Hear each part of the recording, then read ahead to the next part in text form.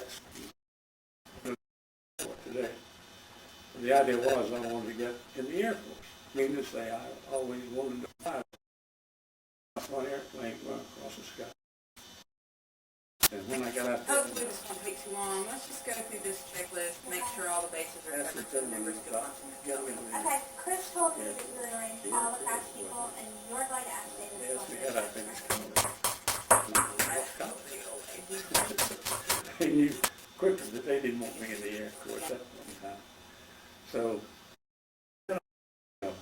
went back and through my Sunday school teacher, I was introduced to a civil engineer and took a job with him and worked from there to a job engineering on Lawson General Hospital in DeKalb County. And from that point on, we went down to Albany, Georgia, which they say down there Albany, not Albany, and doing the same thing. I guess I was there for a period of 5-6 months before that project ended. We were building a cantonment and the airfield for British pilots, nonetheless. As a matter of fact, when we were out in the field, those pilots would buzz us while we were out there and scatter all the people working from one end to the other. And it was even then more so that I wanted to fly. And after the job was finished, I came home and I was expecting to go out to Fort Smith, Arkansas to take a similar job there on defense work. But while I was waiting to go out there, I got a wire from a firm in Baltimore, Maryland, that I had been recommended to take a job in St. Thomas, Virgin Islands. Well, that was intriguing to me, and I said, well, I've got to take that one rather than the one in Fort Smith. And on December the 1st, 1941, I ended up in San Juan, Puerto Rico. Of course, you know, December the 7th, Japanese attacked Pearl Harbor. And the feeling that I think that was through everyone there hearing that message was one of complete being dumbstruck completely. No one had much to say, just complete silence all the way around. But anyhow, I went on and ended up in St. Thomas, Virgin Islands, and all the letters I was getting from home from my mother was that friends of mine that I had grown up with, played ball, football, baseball with, fought with, were either getting killed or getting shot up. And it got to the point where I didn't feel that it was right for me to stay down in St. Thomas in an area of complete safety, and all my friends doing whatever they felt was necessary at the time. So I went to the commander and told him, I said, I've got to go home. I'm going to get in the service. It was not a case of waving a patriotic flag. It's just one of those things that you felt that you belonged somewhere else rather than there. And I was told, he said, you know, you can stay down here for the duration. I said, that's not an option for me. So I'm going home and get in the Air Force. Well, I came home, but they said, you can't see well enough right now to get in the Air Force. I said, okay, so what I do? So I go down to the induction center, and I said, I'll go get it. I can't get in the Air Force, so I'll go get in the engineering corps. And the gentleman, the recruiting sergeant, said, fine, sign right here. We'll send you to Fort Belvoir, Virginia. You have the commission to be overseas. I said, where do I sign? Right here. I signed on the dotted line. One of the interesting things, while I was in the induction center, I had met this young man from Savannah. Well, he wasn't a young man at that time, same age as I was. But we struck up quite a friendship. And we were all lined up there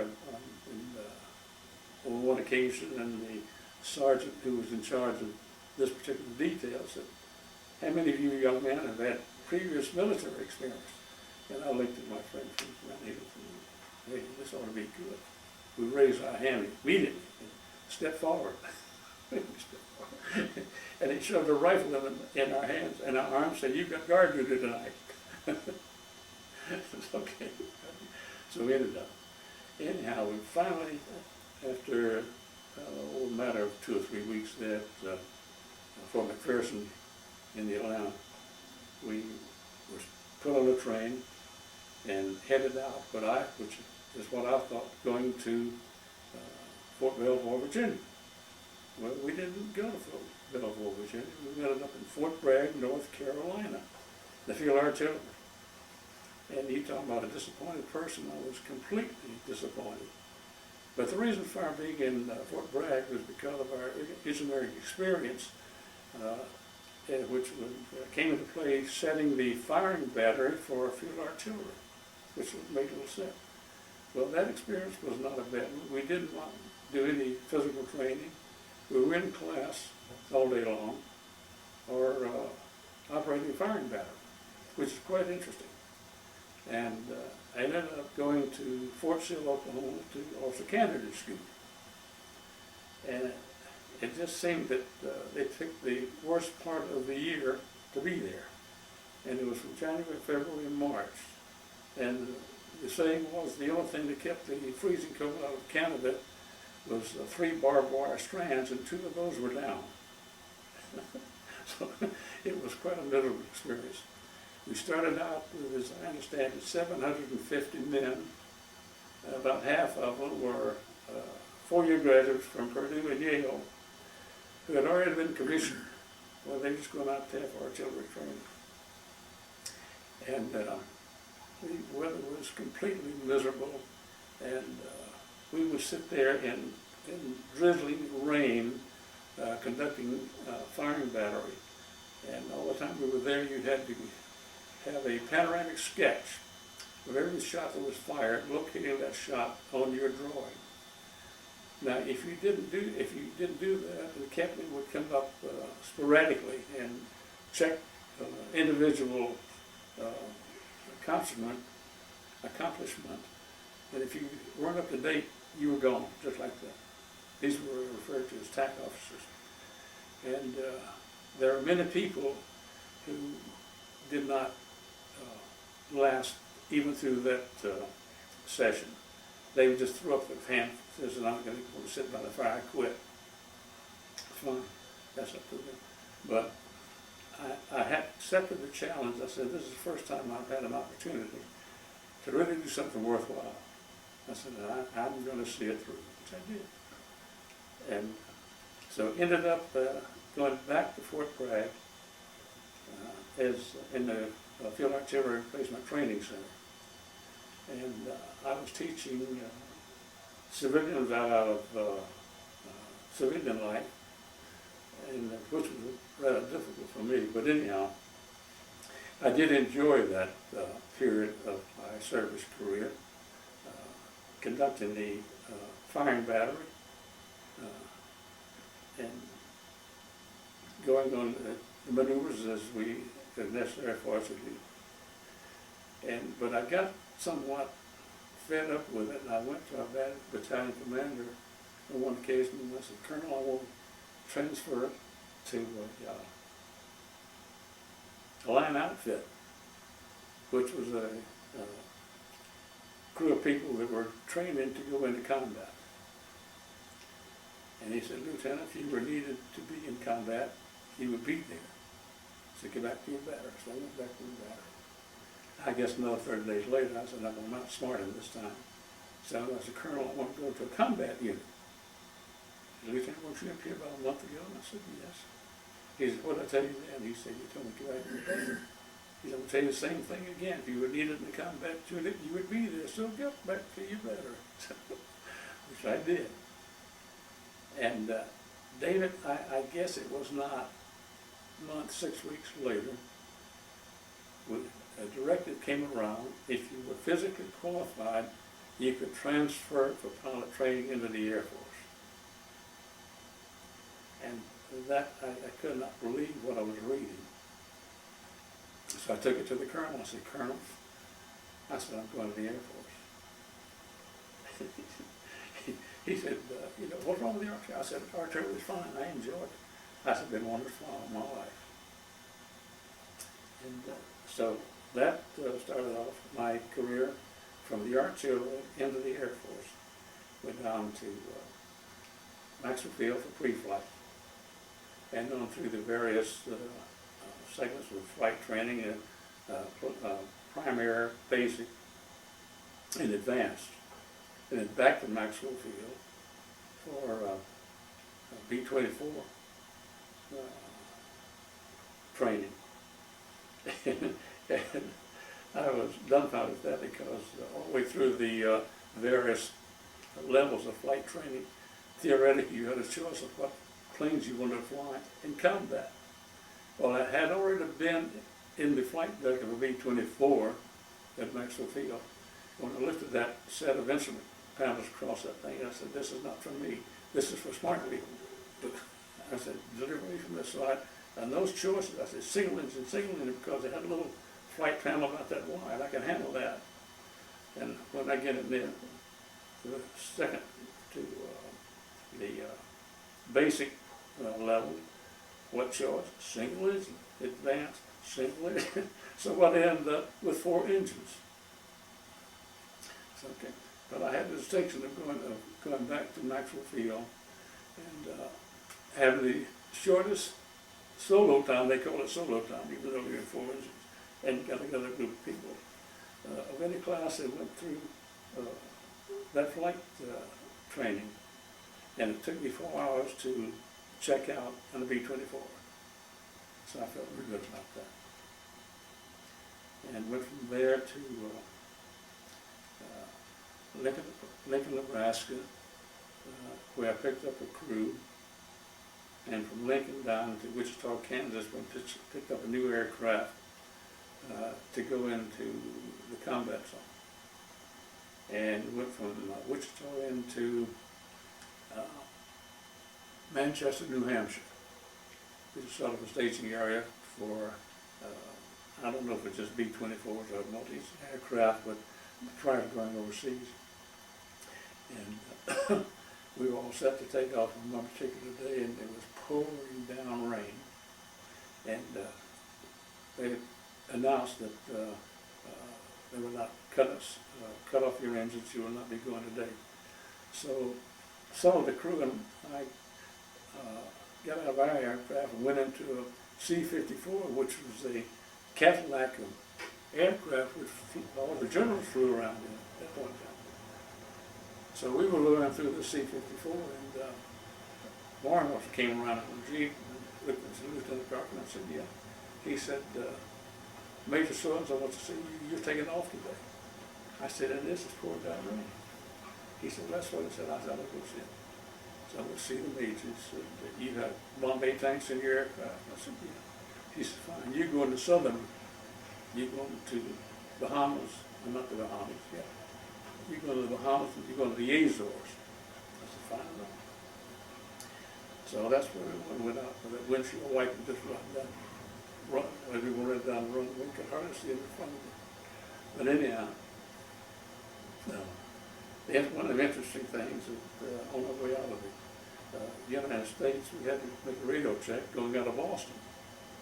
And even though the new aircraft, our radio operator was having a little problem making contact. So I turned the controls over to the co-pilot, and I was going back here with Lancaster to see if I could help him. And so he said, okay. I said, just keep it level, straight, and it'll be all right. So I back there messing around with the radio operator, and all of a sudden it dawned on me, this thing was whining, the engine was just whining, we're grinding. What in the hell? I went back on, we were in an attitude just like this, going right down. So I grabbed the controls, and we finally got it straightened out, got contact, so we were on our way to Bermuda. I said the Bahamas, Bermuda, where we were going. Anyhow, I asked our navigator, which young woman from Salt Lake City, John Forsberg, real nice person. I said, John, you think you can find that spot out here? I said, that's a little bitty place out there. They're going to say, yeah, I'll find it. So we got into Bermuda. Stayed there. I think we were there overnight, scheduled to go out the next day. And took off. We got halfway out. We took off at night because going from there to the Azores, they had to make certain you get there in daylight hours so that you would have no excuse not to land. And what they were making sure of that there were one island you could land on, two others were neutral in that group. And some of the pilots landed on the neutral islands by design, because they would keep them from the duration of the war, literally. I was not aware of that, but anyhow, got halfway there, they called us back, said you can't go on to the Azores because they're going to have bad weather, you can't land, come back. So we got back to Bermuda, and we stayed there for a period of 2 weeks. And during that period of time, we helped them establish their landing facility and instrumentation facilities down in Bermuda. But finally, we were allowed to get out of there and go to the Azores. And went into Algiers and went into the Casbah, as a matter of fact, after we landed. And they told us, don't you carry anything of any importance in your pocketbook because you won't have it when you come back. So I put a 10 up in my jacket pocket. And believe it or not, when I came out, the pen was gone. But they said they'll pick your pockets clean when you're looking at them. But anyhow, that was quite an experience. And from there, went into Gioia, Italy. I might add that while we were going through Taza Pass into South Africa, our engineer, who was a very smart individual when it came to mechanics, aircraft mechanics, and his automobiles. Matter of fact, he was an ex-race car driver. But he called me up and right in the passenger, and he said, Lieutenant, I said, watch your fuel pressure on number one, so I'm going to drain the Bombay tanks. I said, fine. He said, well, come off, and said, when it comes, just ease back in the throttle. And I said, then ease it back in. I said, fine, all right. So I did, and all of a sudden, here comes off number one and number two. Both of them. So we go down in the pass, just like that. I said, Virgil, what are you trying to do? Kill us? I said, no, he oops. So anyhow, we got it back, and we take off again. And our mission was there. We were the last crew to be assigned to our squadron, as a matter of fact. But our mission was that we were flying spies and supplies at night in the Alps, and which was a very sensitive, tedious thing for pilots, because on B-24, what you had to do was fly it at 800 to 1,000 feet, pull off two inboard engines, because we were actually dropping human spies, partisans down into the Alps, in the valleys in the Alps, or supplies, one or the other. And your flight path was sort of curving like that. If you weren't careful, you'd be inside of a mountain. Fortunately for me, I didn't have a chance to do that. I guess I could say fortunately. I had been trained on flying. We did train to do that, but it wasn't long after that the war in Europe was over. So everybody was back at squadron headquarters and just waiting to go home. And we were already convinced of the fact that because we were the last crew there, and there were not enough planes, we were going to have to go back on a surface craft, which was not to our liking. Yeah. But anyhow, while we were there, we got a call from squadron headquarters and said, want to come down and sign up for your aircraft. And the crew went apes, oh, we're going to get to fly on. I said, wait a minute, did a mistake. I said, there's only one aircraft out there, and that's already been assigned to, I just haven't remembered his name, Paul Stevens. So I'll go down there and see what the mistake is. So I go down there. And it says, what we've got this plane, or that plane, right there in that picture. Oh, this one. So that thing is about 200 miles north, and it was forced down up there by another crew, and we felt if you want to go up there and right what is wrong about that aircraft, you could fly it back home.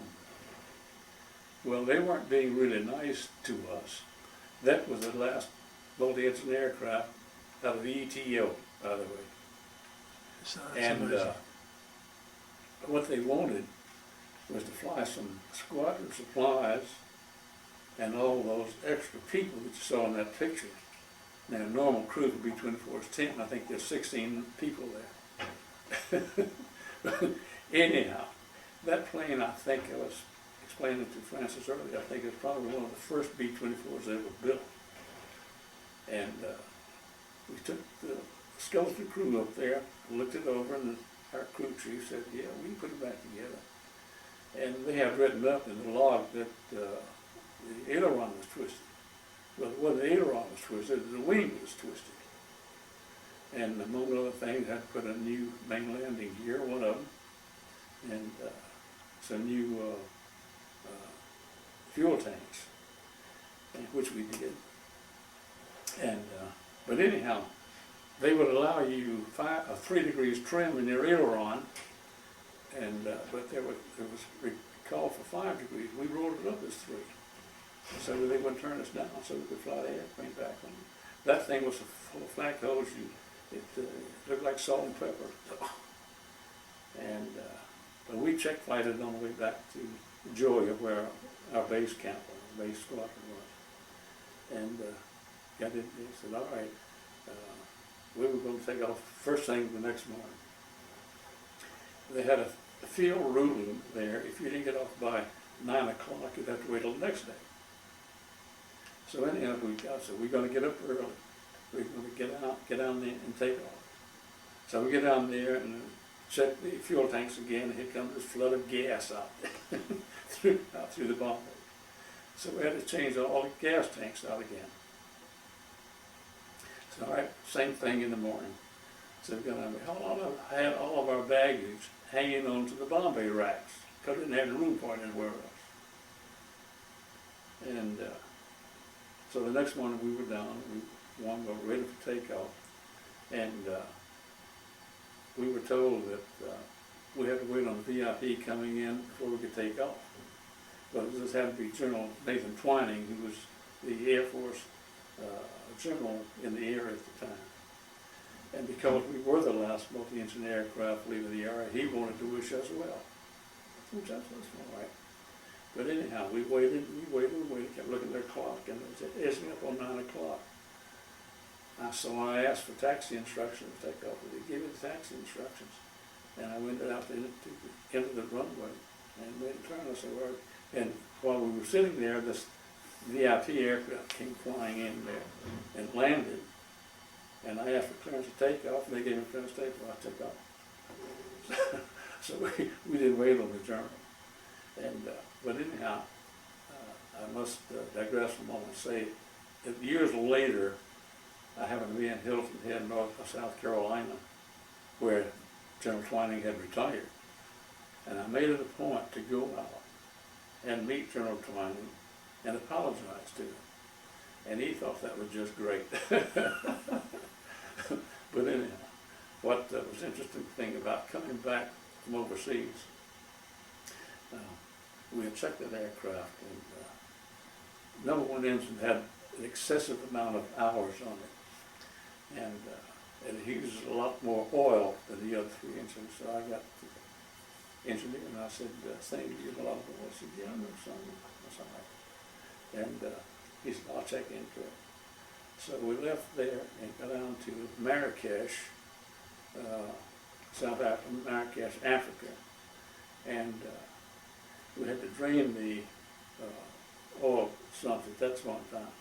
And we noticed that some little filings are coming out with number one.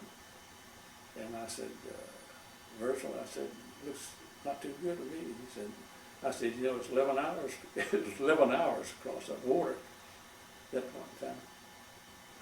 He said, I think it'll make it. I said, you think?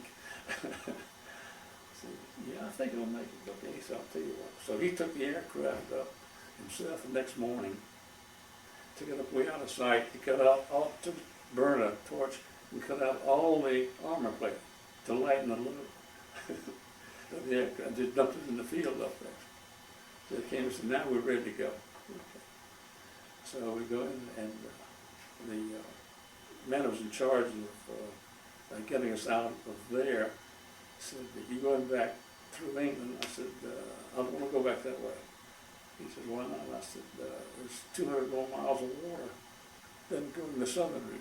So I'm really going that way. So we talked him into it. So we went under that car and left him there. And I asked him again, and I said, Carruthers, is he going to make it across that? He said, yeah, he's going to make it across that. So anyhow, now if we were going in one direction, that Fort Laser and Bay Lim. Now between that car and Bay Lim, there were 3 surface craft checkpoints. For the specific person, if you got in trouble, you could hit one of those checkpoints. But we weren't going that way. We were going north of Bay Lim. We were going to Fort Laser. So we got halfway across, and the number 1 engine fuel pressure gauge kept flicking. I said, oh, we got a problem. So I called the navigator, and I said, John, I said, anytime I happen to call you, I said, I want you to be able to tell me which of those surface craft we're closest to in the heading. He said, what's wrong? So I said, nothing's wrong. I said, I just wanted this safety precaution. And so he said, all right, I got you. So we ended up, we got to Fort Laser without any problem. Went up through Georgetown, British Guiana, and we got past Trinidad, heading into St. Lucia, where that number 1 engine just blew. So, because it swerved around. And so I just, we had an overload of the aircraft, too many men, too much equipment. So I called for the engineer and I said, cut off number 1, cut off feather number 1. Because I was sitting there like this. And he went through the motions, and I wasn't watching what he was doing. But anyhow, I was trying to maintain 150 miles an hour airspeed and altitude. And I wasn't doing it. I was just keep going back down, down, down. And so I couldn't understand what was wrong. And we were circumnavigating storms going this way around the Philippines. But anyhow, finally, I called, we called St. Lucia. I said, we've got a problem, we're going to head in. They said, we've lost an engine. And I said, we're having a problem maintaining altitude, so because we're going to try to make it in there. So finally, matter of fact, we had a squadron bombardier riding with us on the way home. And he said, you want me to jettison all this baggage on you? I said, not yet. I think we at that point in time about 4,500, 4,000 feet. I said, I've set a point at 3,500 feet. If we have not found what was wrong at that point in time, I said, we're going out. We got nuts. You can't ditch 24. They break in half. I said, we're going out, so get you parachutes on, and you may rest. But anyhow, when we got up to about 3,500 feet, I just took a look, and I had to look down at the throttle quadrant. And number 2 throttle is back, not number 1. So what, in essence, what we had, number 1 engine was gone, and he pulled off on number 2. So we had 2 good engines on one side, and an overloaded aircraft. But anyhow, it was a good thing that we could get it started back up, because a lot of times, even warm weather, those engines will freeze up. You can't get them back to running. But we did, and we headed into St. Lucia, and coupled in for landing instruction. I said, we're heading dead in. And they said, caution, you got a 90-degree crosswind off the end of the runway. Well, you know, usually when you got a crosswind, you can set into it and sort of slip it in. And I headed right into the center of the runway and got right into the runway, and that airplane just took off. The wind just rode it right to the side. And I had to turn around and almost ground looped a B-24 aircraft. Finally got it down. It was the biggest aircraft they ever had in there. Well, we spent 2 wonderful weeks in St. Lucia. They treated us like kings. Went all over the islands and had little girls bringing us fruit and bananas every morning at 8 o'clock, waking us up while we were waiting on a new engine from Miami, which we got. Well, we finally got back to Puerto Rico. Went from St. Lucia into Puerto Rico, and then from Puerto Rico into Chatham Field. And interestingly enough, we had to check our timing, and my wife, Evelyn, stated that she and her friends were on Daytona Beach at a given time in the morning. And at that same time, I had buzzed Daytona Beach on my way home into Savannah. So that was my first introduction to my wife, Evelyn, even though we didn't know at the time. So you'd not met her at that time? No, hadn't even met her. As a matter of fact, my family had broken up, and my mother was living with one of my older brothers at the time. And of course, that's where I went. And one of my brother's daughters had known this girl, sister of a friend of hers, and talked about Evelyn. And they said, "Boy, is she bad on boyfriend. She just treats him." I said, "I just need one date with her and I'll set her straight." And which I got a date with her and ended up marrying her 3 months later. Well, been married how many years now? 58. 58 years? 58 years. How many children, grandchildren do 5. I had 4, we have 2 children and 5 grandchildren. you have? 5 grandchildren? Yeah. No, 4 grandchildren. I forgot how to count. 4 grandchildren. Cliff, what was it like growing up in the Depression with a family of 11 children? Everybody loved everybody, and if one married and moved out, you just cried like you're losing a member of your family. So You were? Our family's going, "Oh yeah, right." Where did you grow up exactly? Atlanta, Whereabouts? West End area. West End. Where'd you go to high school? Joe Brown, and then do you remember anything about Tech on Boys High? Only by name. What about I divided up into Grady and Norfolk. Tech High was a technical school, Boys High was a college prep school, but they were on the same campus. Yeah. And fights every day. Well, of course, any worthwhile male boy wanted to go to Tech High, not Boys High, so we could play football. So I went to Boys High, Tech High, and for the primary reason, we get to play football. Well, there were 9 of us, found out real quickly that we were not going to get to play football at Tech High because you had guys there that I think they'd been there 7 years. Maybe we were 19 years old. But anyhow, so we said, what we're going to do. So 9 of us pulled out of Tech High and switched to commercial high school, which was basically a girls' school for shorthand and typing courses. But anyhow, the 9 that transferred from Tech High to commercial formed the basis of varsity for commercial high school. Make a long story short, there was a scheduled football game between commercial and Tech High. 2 of my closest friends, one of them was my best man, were cheerleaders for Tech High. And we all went to the game together on the streetcar. And anyhow, The line was Tech High 40, commercial, nothing. That was the line. We played their backsides off. They got lucky, got a pass over our safety man's head, and beat us 6-0.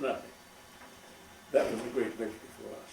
It was a great victory. You haven't forgotten it. But you know about this whole thing, David, I said in the beginning, I can't perceive myself being an interesting subject for this particular topic, but anyhow, for one Christmas, someone in my family gave me Tom Brokaw's The Greatest Generation book, and I started reading it. And everything I was reading, that Pete Jones, he did great things over here, and he's home and he's doing well in his business. And Frank Smith, he did great things over there and good things.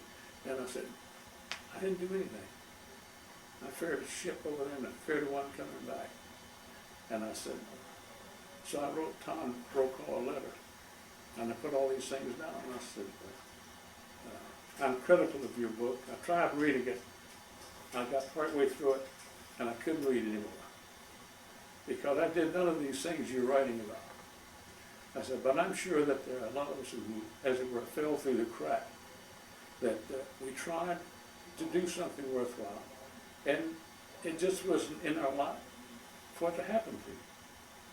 So anyhow, that's where we are. And I thank goodness every time that I was never asked the question, Daddy, what did you do during World War II? And I never had to respond.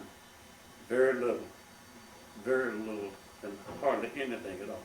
Well, Cliff, where I disagree with you on, and I've told you this before, the reason I wanted to get your feelings down on historical memory paper is the fact that you were willing to do it, and you had a desire to do anything you could, and you did what you were ordered to do, and served your country very admirably, even though you didn't get to see immediate combat yourself, but that didn't keep you from wanting to do and willing to try.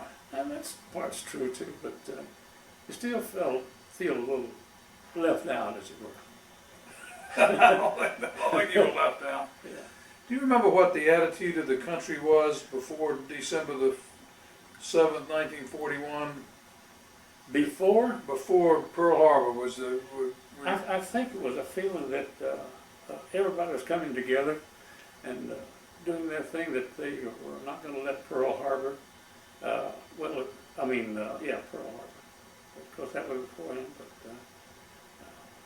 they knew that war was imminent, and that everyone was going to do their part to take care of the situation. Were you aware of the specifics of it, like the invasion of Poland in 1939, or did that just... No. That game was a complete shock. Yeah. Yeah. But you were cognizant of the fact that it occurred after it happened. Oh, yeah. Yeah. Were you aware of the concentration camps, the Holocaust that was going on? No, not really. Not until you got into the service and was hearing everything about it, as a matter of fact.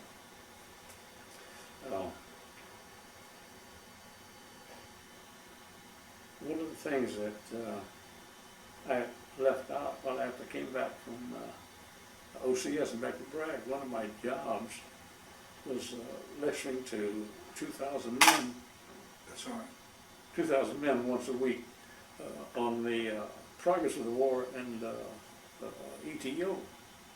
And I was smart enough to recruit this young man that was in my battery at Fort Bragg, who was a archaeologist and had been operating in that part of the country. And of course, terrain is a very important factor in field artillery.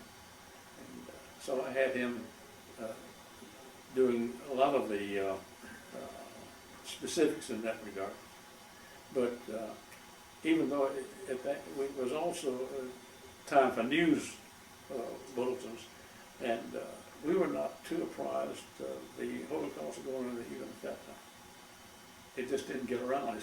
The communications then were not like they are now. Not like they are today. No, they're immediate today, and sometimes you get it a week or 2 weeks later. What did your bride Evelyn do during the war? She was... Yeah, she was taking care of some of the eagerest people, entertaining them, USO stuff. She was quite busy. Was she involved in Lawson General ever? I don't think Lawson Journal specifically. She just entertained the troops here Right, as a hostess? yeah. And She belonged to some group that was doing this.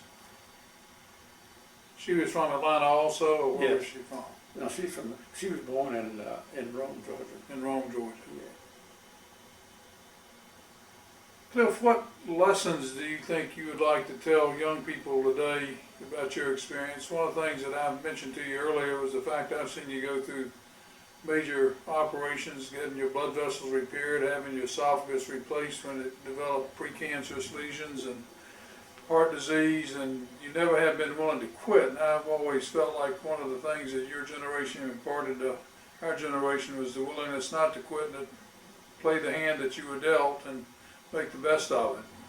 One of the things I can say, find a damn good internist like like David Lowson, so he can direct you in the right direction when you need a specific operation and thing. I said, he has served us well, he's taken care of us. Me through 9 major operations and Evelyn through double mastectomy, among other things. So that's one key. Well, it's been my pleasure. Yeah. But one thing I can tell you, I'm a firm believer, and I still am, that young people, I can't say too much for girls, but young men especially, that it would not be, it would be helpful for them to get a couple of years of service duty before going to college. I think that you learn discipline and consistency. It's a good training for young people, and it'll help them when they get into college. It makes more mature people going into college. Have you flown any, did you do any piloting after you got back? I'm sorry you asked that question. I went up to Marietta at the time. I was still reserve officer at that point in time. And you would have to get on a streetcar, go down to Atlanta, get a bus, and go to Marietta. Now Marietta at the time, to Dallas Air Force Base, Marietta at the time was servicing Knoxville, Chattanooga, and Atlanta with their aircraft, training aircraft. And you couldn't call up there and say, who's flying today? Is it Atlanta? Knoxville, Chattanooga. You have to go up there and have to get up there on a bus. And you go down and find out, well, Knoxville's got planes today, so you get on the bus, go home. I think I did that about 3 or 4 or 5 weeks before I got my first ride, a flight at Dallas Air Force Base. And that was the first time I'd ever flown Texas, I've forgotten the name of it. It's high-powered piston-type aircraft, single engine. And so anyhow, I took it off and got it down and ground loop. You did a ground loop? Yeah. Is that like a cartwheel or? Well, no, it was like a scratch a wing. Okay.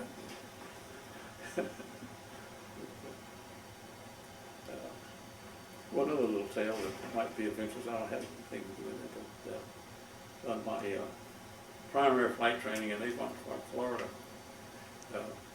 one of our requirements is when you are landing, this is from the instructor, I want you to look at the wind teeth, which was a long arm and a short arm, and you land into that short arm, parallel to the long arm.